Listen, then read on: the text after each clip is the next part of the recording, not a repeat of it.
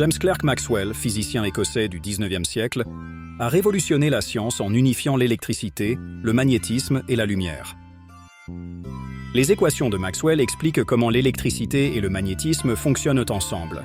Elles montrent comment les charges électriques créent des champs électriques et magnétiques et comment ces champs changent et interagissent, rendant possible des technologies comme l'électricité ou les communications.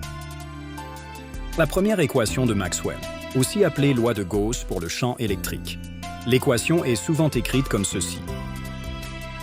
Cela peut paraître compliqué, mais décomposons-la symbole par symbole. Le contexte. Cette équation explique comment les charges électriques créent des champs électriques. Imagine que chaque charge électrique agit comme une source qui génère des lignes invisibles appelées lignes de champ électrique. Plus il y a de charges, plus ces lignes sont denses. Nabla est un opérateur mathématique.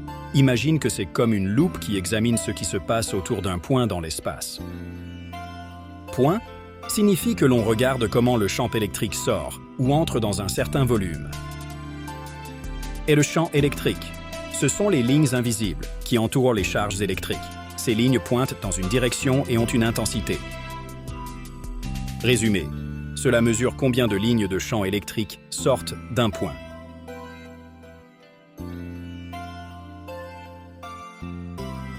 Rho correspond à la densité de charges électriques. Imagine de petites particules électriques regroupées dans une zone donnée. Plus l'espace contient de charges, plus ce ρ augmente. Epsilon 0 est une constante appelée permittivité du vide. C'est comme une résistance naturelle à la création des lignes de champ électriques. Tu peux l'imaginer comme la nature du vide qui influence la propagation des champs électriques. Que signifie l'équation? La partie gauche te dit combien de champs électriques sort ou entre dans un point donné. La partie droite explique que cette quantité dépend de la quantité de charges électriques présentes, ajustée par la permittivité du vide. Imagine un ballon rempli d'eau.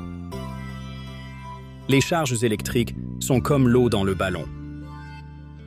Le champ électrique est comme les jets d'eau qui sortent si tu perces le ballon avec des trous. Plus il y a d'eau dans le ballon, plus les jets seront puissants. La permittivité du vide est comme un filtre qui ralentit ou freine l'écoulement de l'eau.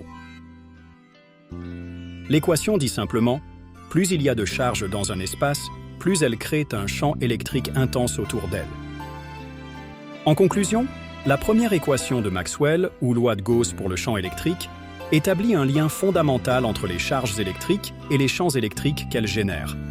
Elle montre que plus il y a de charges dans une région, plus le champ électrique en résultant est intense, offrant ainsi une clé essentielle pour comprendre les interactions électrostatiques dans notre univers.